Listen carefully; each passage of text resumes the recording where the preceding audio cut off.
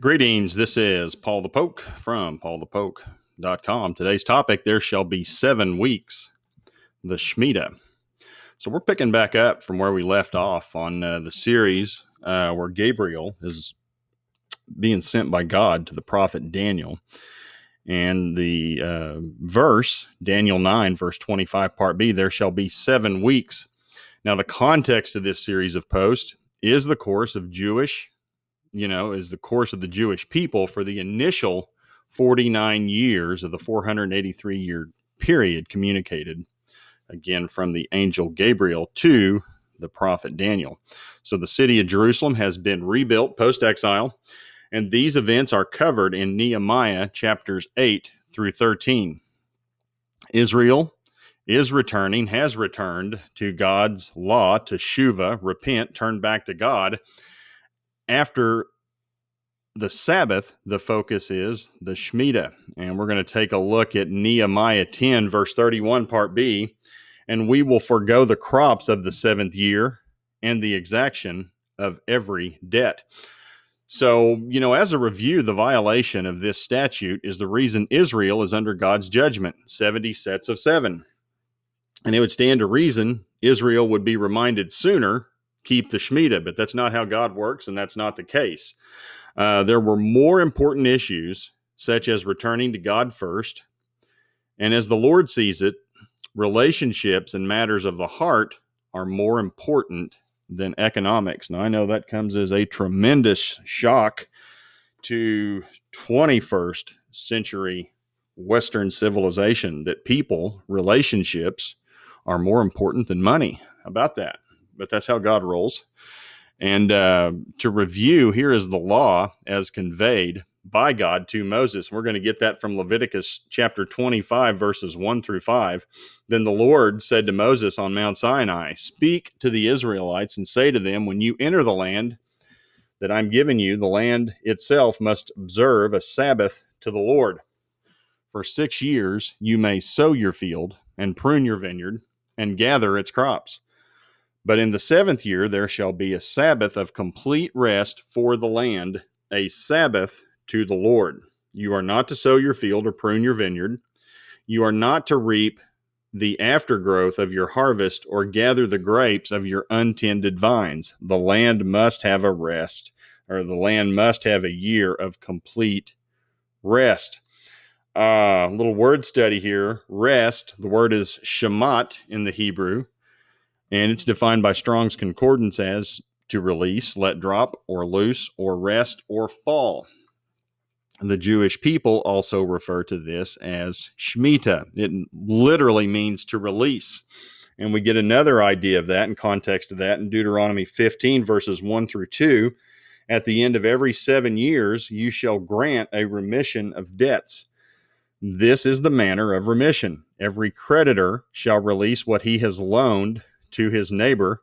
He shall not exact it of his neighbor and his brother, because the Lord's remission has been proclaimed. Can you imagine getting your mortgage released on the 7th year, or your car loan, or your credit card? All right, 7th year, debt free, let it go. And drastically change our habits, both as borrowers and as creditors, people who loan money.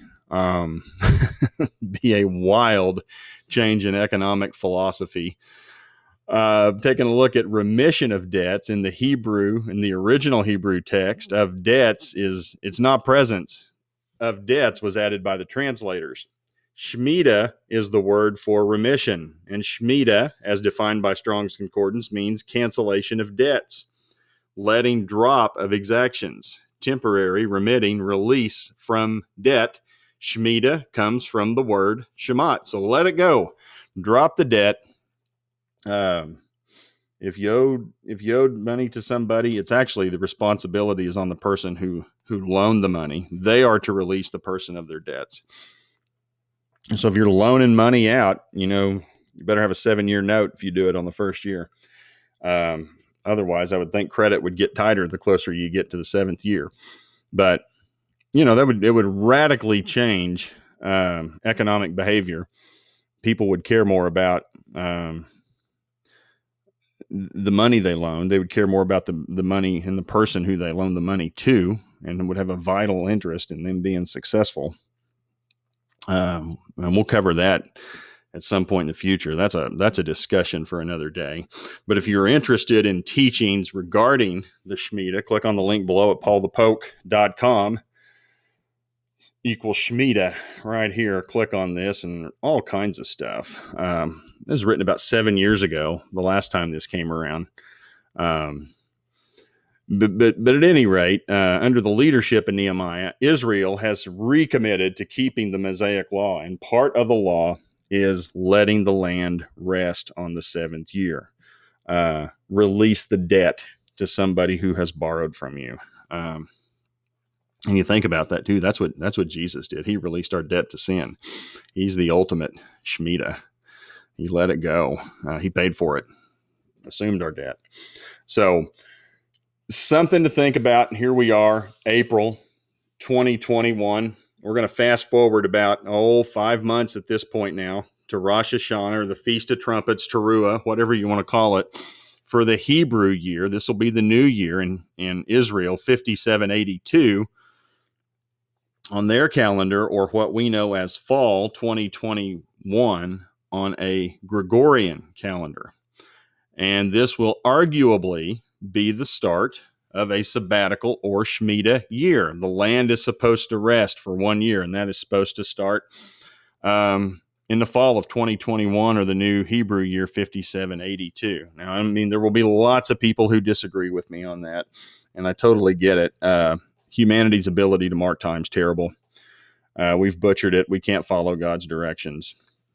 And the only reason I would say we would be on this 7-year cycle is if you just go back in 7-year increments and look when debt was released and how that affected global economics. And again, I would argue the last year ending, the last 7-year cycle was arguably fall 2014 to fall 2015. Again, the last day, the remission of debt will occur on the last day of the year in the fall of 2022. This happened in fall of 2015. Go back, things started going sideways. Fall of 2008. Again in 2001. Fall of 1994. Incidentally, in 94, or 2001, that was 9/11. We all know what happened on 9/11, 2001. And you can see these things. It's like the housing crisis, mortgage crisis happened fall 2008 was the downward. That's when all that started, and it lasted into March. It lasted 6 months. But you can just go back in history. So, 94, in fall of 87, I guess Black Monday, biggest stock market correction to that point in time on the Dow, and in fall of 87 and fall of 80. And you just keep going backwards. You can see big time economic events happening. God doesn't say how, but it does happen. I want to say, what was it? 94 was the housing savings and loan scandal, the House Savings and Loan Scandal. That's House of Representatives. That took place in 94. But again, and again, I'll cover this as we get closer to this fall 2021. And I'll repost the whole series once we get to that year. And there are 4 or 5 posts on the Shemitah. I think there are 3 or 4 posts on the concept of Jubilee. Hard to tell when Jubilee took place. Again, you can make some guesses as to when that happened. Some would argue that the last one took place in what would have been 7 years ago, but who knows? But something to think about.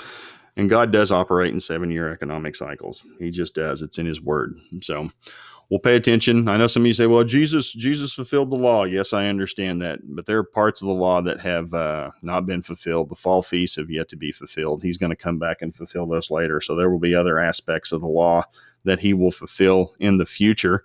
Now, it's a done deal. He's going to do it. And he fulfilled a good chunk of the law during the spring feast at his first coming. So it's going to happen. I'm not too worried about that. But at any rate, if you are interested in these sorts of things, please feel free to share with others. PaulthePoke.com. Also, click on this link for the concept of the Shemitah. Also, this will be categorized under angels. This continues a series where Gabriel, the angel Gabriel, is informing the prophet Daniel, hey, 483 years till the coming of the Messiah the first time. And then the initial 49 years are set aside and discussed. And we're looking at the history of those first 49 years, and it's captured in the book of Nehemiah, chapters 8 through 13. So appreciate you guys following along. Hope you enjoyed this. Have a great day. Take care. Bye.